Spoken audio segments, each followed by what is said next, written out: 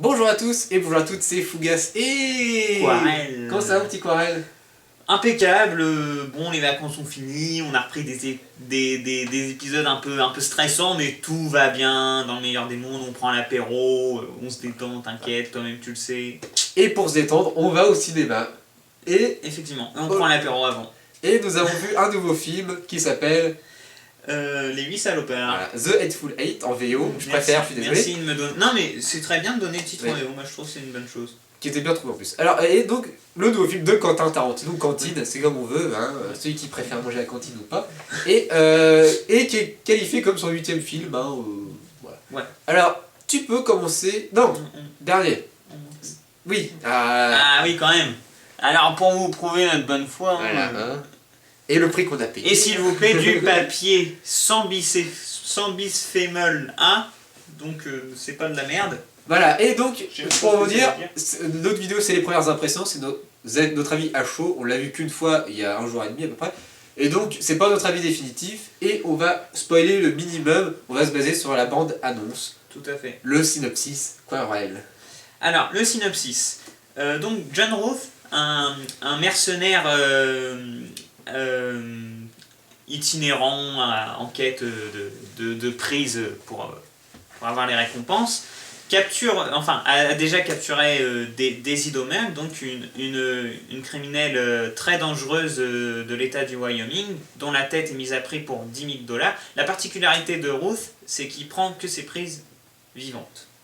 Oui, parce qu'il donc il a gardé Daisy vivante, hein, il l'a pas battu d'une balle dans la tête. Il voyage à l'aide de son chauffeur, mais sur leur route, il rencontre Marquis Warren, donc chasseur de primes afro-américain, qui lui, bien entendu, comme tous les chasseurs de primes, exécute ses prises d'une balle où il faut, quoi. Et il rencontre également ensuite, une fois qu'ils prennent dans leur diligence Marquis Warren, joué par Samuel L. Jackson, donc vous l'aurez compris, il rencontre Chris Mannix, donc le futur shérif de Red Rock, une ville donc, du Wyoming, où l'action se passe, et qui est joué par Walton Goggins. Donc, pris dans un blizzard, ils sont obligés de s'arrêter à une sorte de taverne refuge qui s'appelle la Mercerie de Minnie. Et où, à leur grande surprise, ils ne rencontrent pas Minnie ni les membres habituels de la taverne en rentrant, mais quatre autres hommes réfugiés, oui. Ouais, réfugiés, dont Bab le Mexicain, joué par Demian Béchir, qui en fait s'occupe de la taverne en l'absence de Minnie. Donc un personnage joué par Tim Roth, qui a un accent anglais qui dit être celui qui pend là. Oui, celui qui pend, voilà. Ensuite, on a Michael Madsen, le personnage joué par Michael Madsen, et on a le personnage joué par Bruce Dern. Voilà. En gros, c'est pour les personnages. Va alors s'en suivre un huis clos dans ce fameux refuge, où les personnages vont tous suspecter, après que John Roth, joué par Kurt Russell, ait lancé l'idée que sa prise prépare une évasion aidée de complices à l'intérieur du refuge. Va donc s'en suivre une longue période de suspicion, donc huis clos classique après. Voilà, excusez-moi, ça a été un peu long et fastidieux, mais je pense qu'il faut restituer les choses dans leur contexte pour expliquer à peu près de quoi s'en retourne le synopsis, quoi. Il faut mettre les cadres, il faut cadrer. Parce que dire juste que John Roth rencontre Marquis Warren et tout ça, raconter juste le début du film, pour moi ça n'a pas de sens. Enfin, il faut vraiment expliquer de quoi ça va s'en retourner, donc voilà. Alors, qu'est-ce que tu peux dire? C'est toujours compliqué, je sais jamais comment ça fait le synopsis. Alors moi, la trame scénaristique, très intéressante. Donc je vous ai expliqué le synopsis, donc vous savez de quoi il se retourne, hein, un huis clos où tous les personnages se soupçonnent, sont méfiants les uns envers les autres. Donc la trame scénaristique, la façon dont c'est mené est très intéressante. Moi j'ai vraiment adhéré, je me suis senti dedans jusqu'au bout pour ce point-là. Après, que dire de plus? Oui, ça ressemble beaucoup finalement, vous l'aurez compris à l'aide du synopsis, à Reservoir Dogs. Sauf le genre qui change, bien sûr. Reservoir Dogs, c'est plus proche du film de gangster, mais Non, voilà, oui, c'est le même réalisateur de toute façon, donc c'est un huis clos où, où on soupçonne qu'il y a une taupe, et donc où il va y avoir de plus en plus de tensions, tout ça, ou plus ou moins, ou, enfin, j'aborderai le problème des tensions plus tard, mais pour moi c'est un point positif, je sais pas. Voilà. Toi, si tu as des choses à... Moi, ce que j'ai bien aimé, la narration, c'est que c'est coupé en chapitres, donc c'est Oui, en chapitres non linéaires. Ça, ce que j'aime beaucoup, c'est comme à la Pulp Fiction. La chronologie n'est pas linéaire, effectivement. Pulp Fiction ou à la Kill Bill, et ça, j'aime beaucoup. Je m'en faisais la remarque, et justement, je suis bien content. Mais ce qu'on peut dire, c'est que les 2 premiers chapitres, donc avant que ça se devienne un huis clos, donc c'est le voyage jusqu'à Red Rock, en diligence, et la rencontre avec blablabla, je sais plus. Eh bien, c'est peut-être un peu trop long. Enfin, c'est à la limite de. Enfin, c'est pour mettre des bases, hein, c'est pour mettre les relations enfin, entre les personnages. Mais c'est vrai que presque 1 heure, on va dire, c'est à la limite de l'ennui en fait. Mais bon, après, on l'a vu qu'une fois, peut-être que finalement, peut-être pas, mais. Et après, finalement, justement, ça joue après 1 heure déjà sur 2h45. Après, il reste plus Ouais. qu'1h45 de huis clos, et donc. La balance est peut-être pas très bien. Mais ouais, ça m'a paru passer super vite par contre, tu vois, Et la première heure j'ai pas eu l'ensemble. Ouais. Euh, Mais même au tout début tout début quand il rentre dans la mercerie, je trouve que, je sais pas, il y a pas il y a pas le, ouais, il y a pas, je sais pas, il y a pas l'ambiance enfin, qui fait que on est tout de suite accroché. Mais je sais pas, c'est peut-être moi, hein, je sais pas. si je puis rajouter aussi quelque chose, Ah, oui. sur l'intérêt aussi de la trame scénaristique, c'est que ça se déroule après la guerre de sécession. Donc on reste encore dans les rancœurs entre sudistes envers les nordistes. Et donc du coup, il va y avoir des personnages nordistes et d'autres sudistes qui vont aussi permettre un peu de créer aussi une tension supplémentaire. Ouais. Ça, j'ai trouvé ça intéressant, ça m'a également séduit, cette idée-là. Oui, et donc on peut dire aussi, c'est que avec, en gros, pour moi, il n'y a pas beaucoup de personnages, enfin, il y a une dizaine, on va dire, ce qui n'est pas énorme hein, dans un film de 2h47, je crois. Mais ils sont tous très bien travaillés, il y a très peu de... On va dire qu'il y a 2 ou 3 acteurs principaux, mais tous les seconds rôles ont des rôles très importants. Après, il y a des troisième rôles, mais ils ont tous très bien travaillé, ils ont tous un background, donc ils sont très bien travaillés, avec leurs costumes, parce que, comme toujours, il y a un excellent travail de costume. Ils ont tous une apparence, mais vraiment toutes différentes, et ils sont charismatiques en fait. Et on peut dire aussi que c'est des acteurs récurrents de Tarantino. Ça fait plaisir de revoir Michael Madsen, Tim Roth, Oui, toujours avec Ellie. Tim Roth, ça faisait longtemps, hein. Je crois depuis Pulp Fiction, on ne Ouais. l'avait plus vu dans un seul film. Il a fait les 2 premiers réalisés par Tarantino, et après, et puis s'en va. Ouais, et Kurt Russell, ça fait plaisir.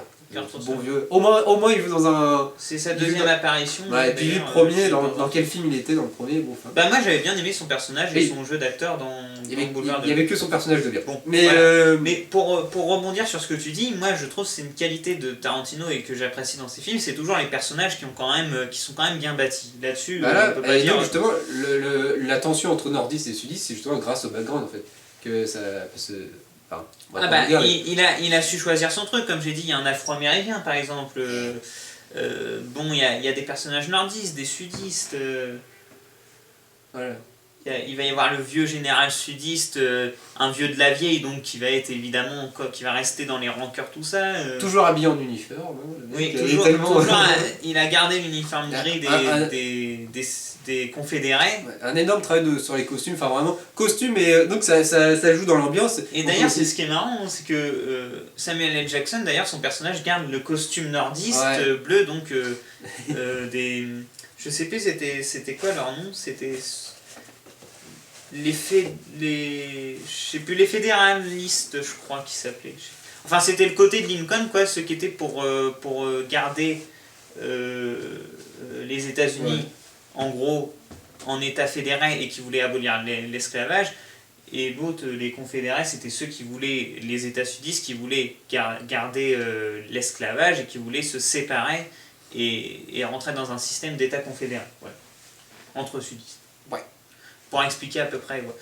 Donc voilà, est-ce que... Bah moi sur les personnages je pense que c'est fini, après Ouais, je sais pas ouais, si, moi aussi. Ah non, mais si moi tu c'est fini veux sur... te... Non, non, ouais, moi sur les personnages j'ai fini, je voulais juste Ah. rebondir sur ce que tu disais. Voilà, après on peut peut-être parler de l'ambiance, des décors, enfin par exemple le décor, enfin par exemple la mercerie, donc c'est, on va, toute l'action, enfin plus verbale que physique d'ailleurs, va se dérouler dans la mercerie, donc la mercerie vraiment c'est... En fait, ce qu'il faut savoir, donc, comme dit Coral, il y a un blizzard, donc il fait très très froid, hein, c'est pas, ils n'avaient pas le double vitrage à l'époque, donc Ouais. on ressent le froid et c'est vraiment, enfin on ressent le froid donc c'est bien retranscrit, et la décoration de la mercerie est juste, enfin vraiment d'époque, et bon bah forcément il y a un énorme travail, enfin ça nous met dans l'ambiance on va dire, Ouais, dans l'ambiance de non, l'époque mais- du moins. Ouais, ouais, tout à fait, tout à fait, tout à fait. Je suis tout à fait d'accord avec toi. Mais... Euh, Bah après, ce qu'on peut parler aussi, on parlait de l'ambiance qui joue les- en ambiance, enfin vite fait. Oui, enfin, là t'étais sur les décors. ouais, c'est ça. décors, oui, mais justement, Oui. les décors permettent d'avoir une ambiance, enfin du moins. Alors oui, c'est ça aussi, c'est un point que j'ai trouvé positif pour rebondir sur les décors. C'est que Tarantino a enchaîné 2 westerns parce que son précédent film réalisé c'était Django Unchained. Django déchaîné, oui. Et, et donc du coup, les 2 westerns sont totalement différents, tant sur le plan scénaristique que sur les décors, le paysage.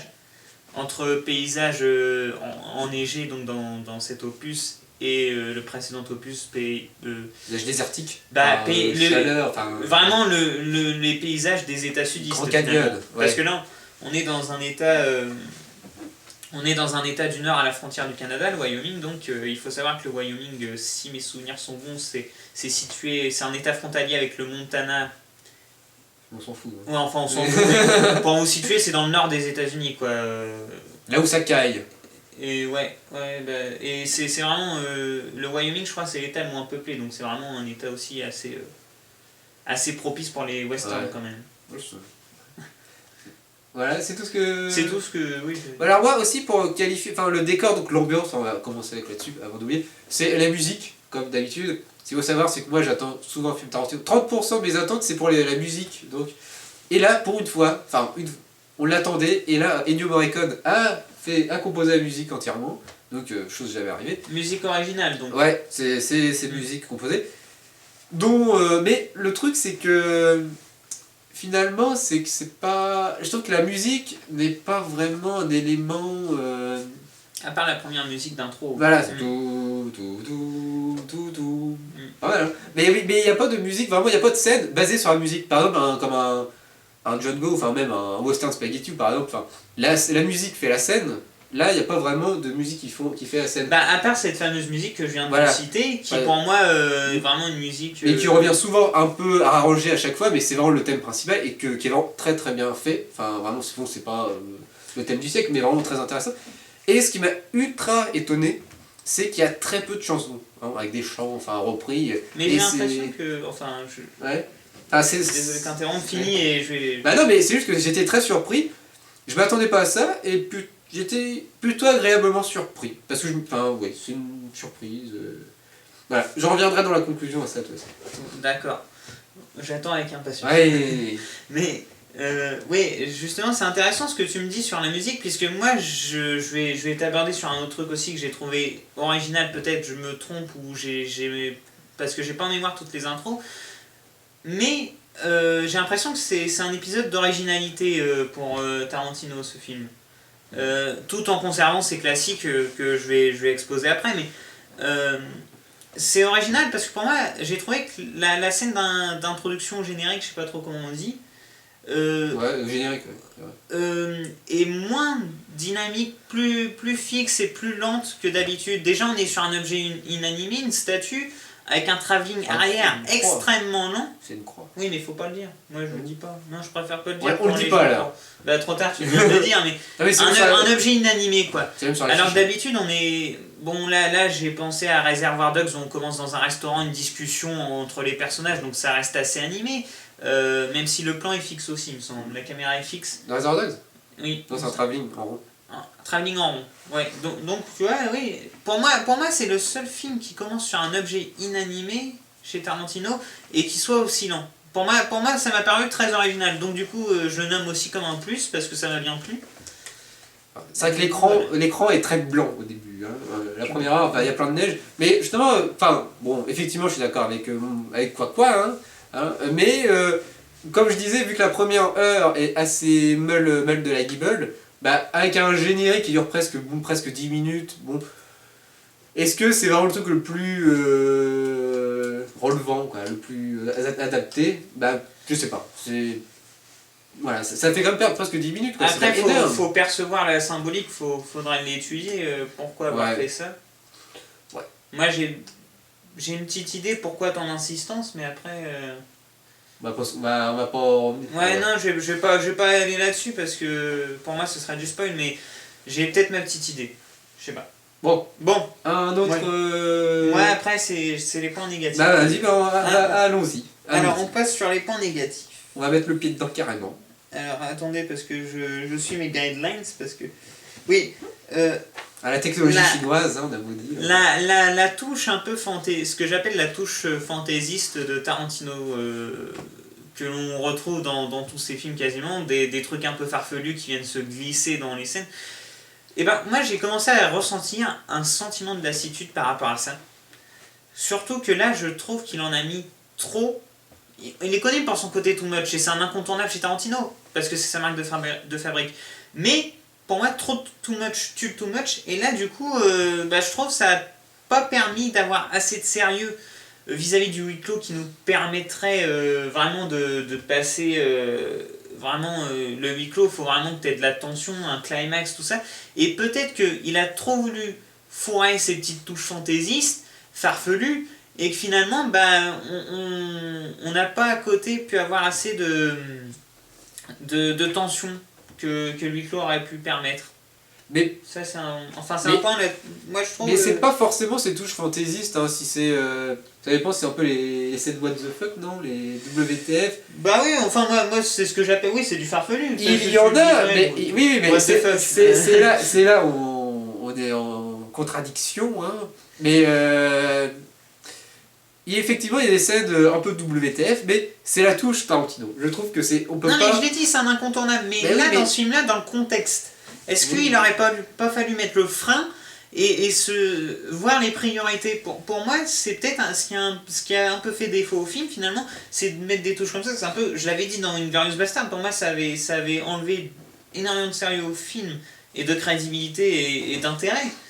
Et vis-à-vis du genre. Là vis-à-vis du western, j'ai trouvé dans Django que ça s'accordait très bien, donc là, je dis pourquoi pas. Mais après, il faut limiter, surtout quand tu fais un huis clos, qu'il faut que tu aies de la tension, tout ça, surtout vis-à-vis du synopsis. Parce que toi, t'es spectateur, tu te dis, mais qui est la taupe? Faut que tu ressentes de la tension. Faut que toi-même, tu sois en stress sur ton siège et te dire, ah là, c'est lui. Ah là, ça va être lui. Là, on n'a pas le temps parce qu'il a voulu foutre son côté too much et donc du coup, ça se barre en couille comme d'habitude. L'expression est bien choisie d'ailleurs. Oui, c'est vrai. Mais le truc, c'est que toi, tu disais un frein. Pour moi, je l'ai ressenti le frein. Comparé à Django, vraiment. Déjà, Glorious, vraiment, c'est vrai qu'Inglorious, c'est à la limite où il y a un peu overdose de ZWTF. Et Django, pour moi, c'est vraiment le film. Justement, de toute façon, vous pouvez revoir nos premières impressions. Vraiment, je trouve qu'il y avait beaucoup trop de WTF, mais vraiment, à chaque scène, t'avais du WTF, mais vraiment. Oui, mais après, il n'était pas gênant le WTF. Si tu fais référence au bonhomme qui avait ses feuilles de bip, par exemple, est-ce que ça représente justement. Enfin, on va pas parler de Django, on n'est pas là pour ça, mais tu vois, moi je trouve qu'il y avait quand même des justifications possibles, et justement.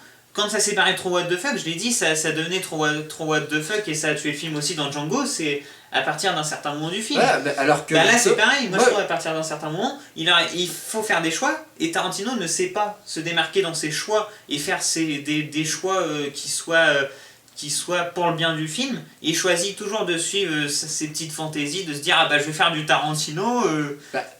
Mais le truc c'est que justement je trouve qu'il y a les scènes WTF, le too much arrive très tard en fait, vraiment. Enfin, effectivement, je suis d'accord que des fois, à cause de ces scènes-là, la tension baisse un peu à cause de ça. Mais je suis quand même, moi, je suis quand même pour les. C'est comme, bon, je peux retirer, comme je disais, les scènes enfin les scènes peinture des réalisations de Refn. Je suis pas Les d'accord parce scènes- qu'il y a un effet chez Refn. Et l'effet est positif, c'est ce qui apporte au film. Là, comme je te le dis, pour moi, dans ce film-là, la touche Tarantino, quand elle est vraiment too much, mais vraiment too much, il dépasse les lignes, tu vois, il franchit la ligne rouge. Ben là, moi je trouve que ça n'apporte pas au film, mais ça lui en retient. Ouais. Moi c'est juste ce que je dis.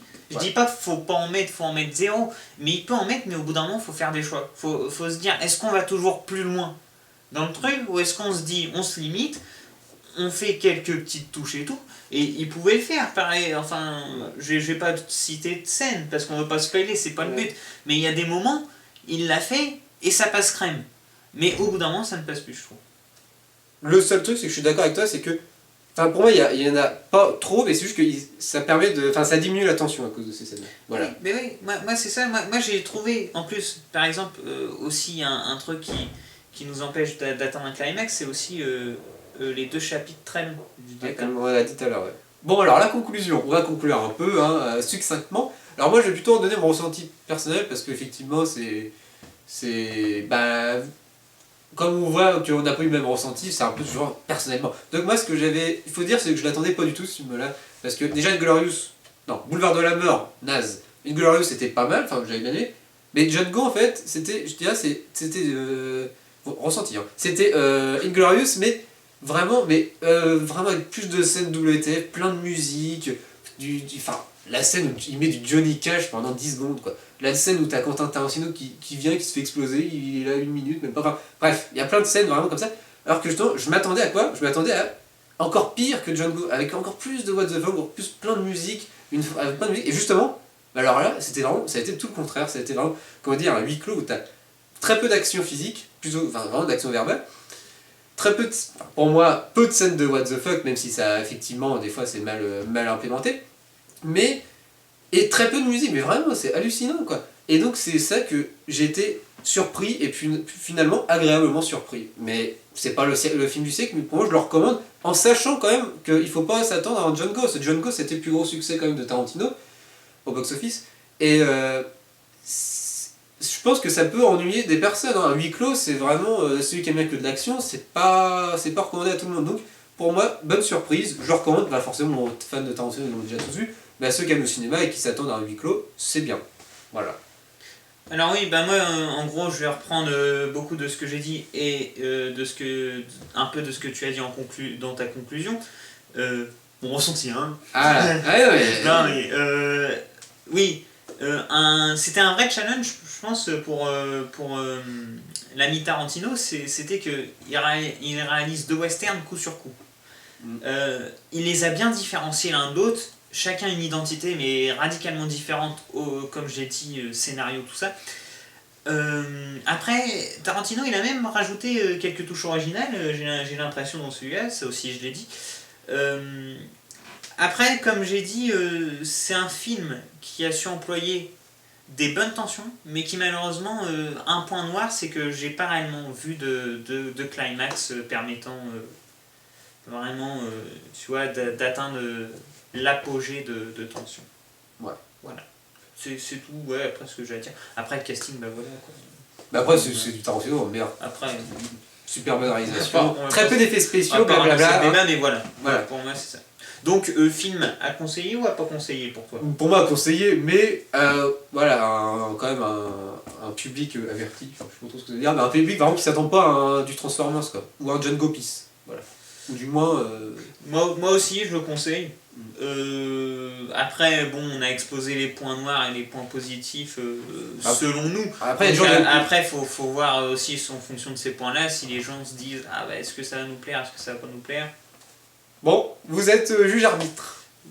Bon, on vous dit. Pas mal ça comme phrase de fin. On vous dit tchuss. Un bon ressenti. Et on vous dit à la pro. Allez, à la prochaine. Peace. Peace.